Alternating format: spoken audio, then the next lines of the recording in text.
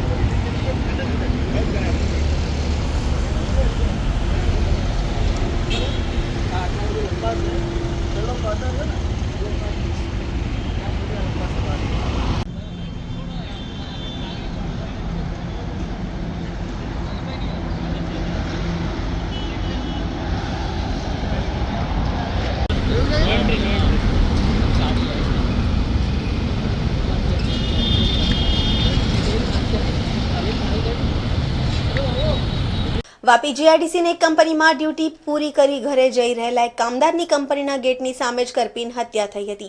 બનાવના કારણે સમગ્ર પંથકમાં ચકચાર મચી ગઈ હતી। જો કે વાપી જીઆરડીસી પોલીસે ગણતરીના સમયમાં જ હત્યાના મામલે આરોપીની ધરપકડ કરવામાં સફળતા મળી છે। કોણ છે આ આરોપી અને કેમ થઈ હતી હત્યા, જોઈએ આ અહેવાલ। વાપી જીઆરડીસીમાં એક કામદારની હત્યાની ઘટના બનતા ચકચાર મચી ગઈ હતી। સેકન્ડ ફેઝમાં આવેલી માઇક્રો ઓર્ગોકેમ નામની કંપની બહાર જ કંપનીના એક કામદારની હત્યાની ઘટના બનતા દોડધામ મચી ગઈ હતી। આ કંપનીમાં વોચમેન તરીકે ફરજ બજાવતા સમાધાન પાટીલ નામનો કામદાર ડ્યુટી પતાવી ઘર જવા નીકળ્યા હતા, ત્યારે કંપની બહાર નીકળતા જ એક શખ્સ સાથે ઉગ્ર બોલાચાલી થઈ હતી અને તે વ્યક્તિએ તીક્ષ્ણ હથિયારથી સમાધાન પાટીલ પર જીવલેણ હુમલો કર્યો હતો। હુમલો કરનાર શખ્સે કામદારના પેટમાં તીક્ષ્ણ હથિયારથી ઉપરા છપરી ઘા કરી ઉતાર્યા મોતના ઘાટને ઉતારી દઈ ફરાર થઈ ગયા હતા।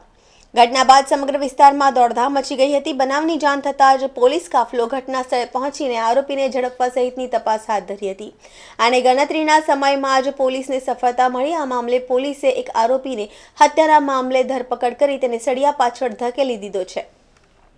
સમાધાન પાટીલની હત્યાના મામલે વાપી જીઆઈડીસી પોલીસે દીપક સિકંદર મંડળ નામના આરોપીની ધરપકડ કરી હતી.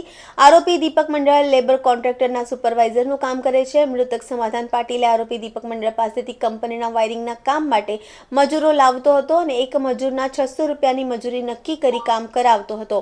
જો કે દીપક મંડળે મૃતક સમાધાન પાટીલને સપ્લાય કરેલ લેબર બાબતે વિવાદ થયો હતો. આથી સમાધાન પાટીલે લેબરનો સીધો સંપર્ક કરીને કામ પર રાખ્યા હતા. આથી બંને વચ્ચે બબાલ થઈ હતી, જે ઉગ્ર સ્વરૂપ ધારણ કર્યું હતું. બબાલમાં 7,200 રૂપિયાની લેતી દેતી માટે બંને વચ્ચે વિવાદ ચાલતો હતો. બનાવ બાબતે સમાધાન પાટીલે આરોપી દીપક મંડળને પૈસા લેવા કંપની બહાર બોલાવ્યો હતો. આથી દીપક મંડળ બાકી નીકળતા પૈસા લેવા માટે સમાધાન પાટીલની માઇક્રો ઓર્ગોકેમ નામની કંપની બહાર ગયો હતો. એ વખતે જ બંને વચ્ચે ઉગ્ર બોલાચાલી પણ થઈ હતી અને આવેશમાં આવીને દીપક મંડળે સમાધાન પાટીલના તીક્ષ્ણ હથિયાર ઉપરા છપરી ઘા ઝીકી તેની કરપીણ હત્યા કરી નાખી હતી અને ત્યાંથી ફરાર થઈ ગયા હતા.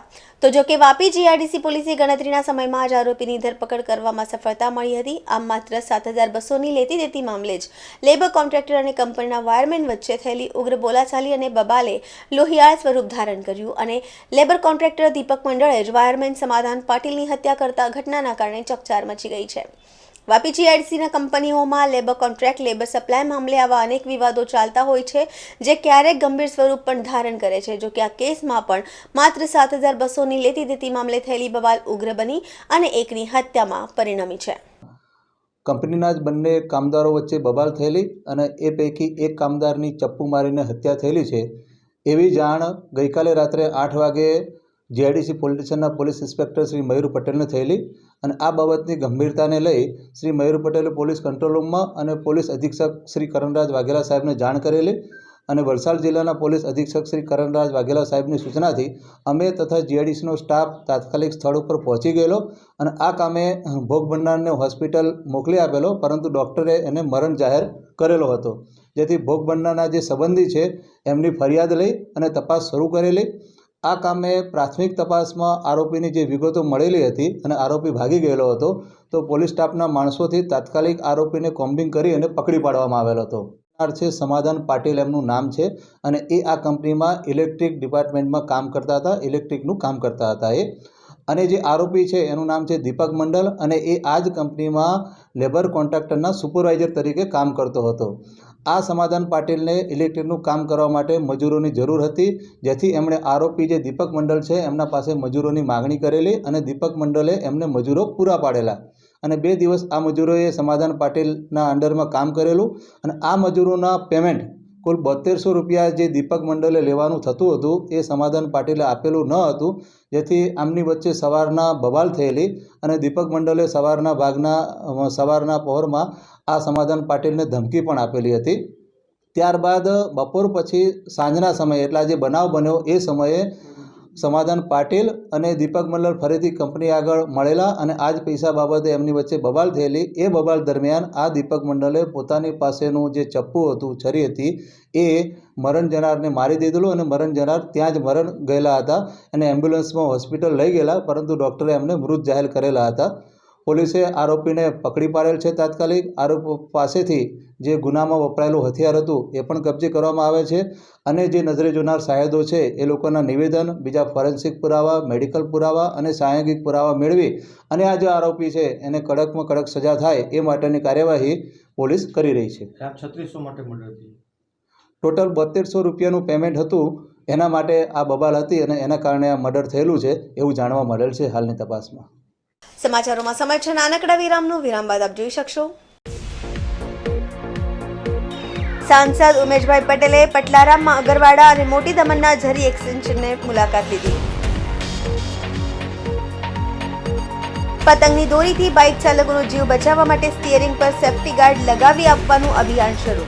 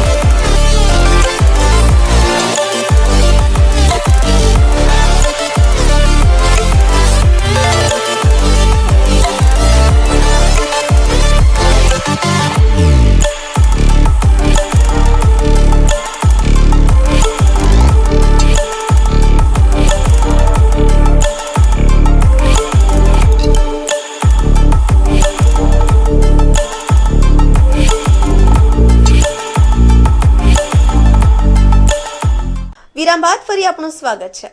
સાંસદ ઉમેશભાઈ પટેલ પટલારા, મગરવાડા અને મોટી દમણના ઝરી એક્સટેન્શનને મુલાકાત લીધી હતી, જ્યાં સૌપ્રથમ ઝરી ખાતે આવેલી બિરસા મુંડાની પ્રતિમાની સફાઈ કરીને તેમને પુષ્પાંજલિ અર્પણ કરી હતી. ઝરી વિસ્તારમાં રહીને તેમને ધનસુખભાઈ ધોડીના તૂટેલા મકાનનો તગ મેળવ્યો હતો અને આ તૂટેલા મકાનનું બાંધકામ ટૂંક સમયમાં શરૂ કરવા માટે સ્થળ પરથી વિડીયો કોલ દ્વારા સંબંધિત અધિકારીઓને જણાવ્યું હતું. આજ ગ્રામજનોએ વિસ્તરણ માટે શહેરી રસ્તો બતાવી તેનો પહોળો કરવાની માંગ કરી હતી. સાથે પટલારામાં સ્મશાન નજીક બોરિંગ અને પેવર બ્લોક નાખવા ગ્રામજનોએ સાંસદને માંગ કરી હતી. સાંસદ ઉમેશભાઈ પટેલ પણ મગરવાડા એક્સટેન્શનમાં જર્જરિત મકાનને મળ્યા હતા અને આવાસ યોજના હેઠળ તેને ફરીથી બનાવવાની પ્રક્રિયા અંગે માહિતી લીધી હતી. ઝરીમાં હોલ બનાવવાની માંગ પણ ગ્રામજનોએ સમક્ષ મૂકી છે.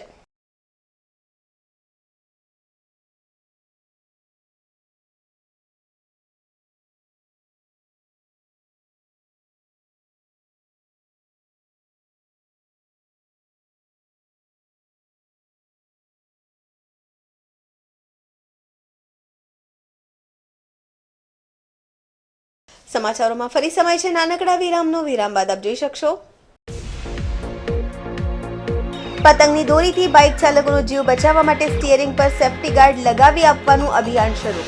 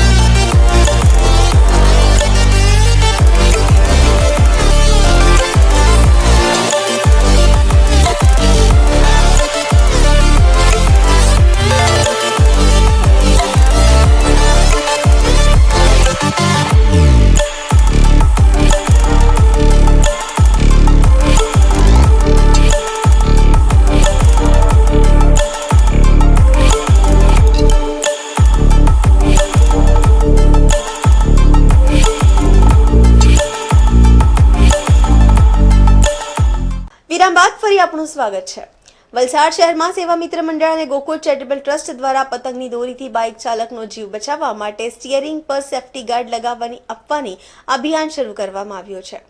પતંગના ધારદાર દોરાથી બચવા નિઃશુલ્ક સેફ્ટી ગાર્ડનું વિતરણ કરવામાં આવ્યું છે. મકર સંક્રાંતિના તહેવાર પર ટુ વ્હીલર પર વાહન ચાલકો પતંગના જીવલેણ દોરીથી ગંભીર રીતે ઈજા પામતા હોય છે. કેટલાક કિસ્સાઓમાં તો લોકોના જીવ પણ ગયા છે.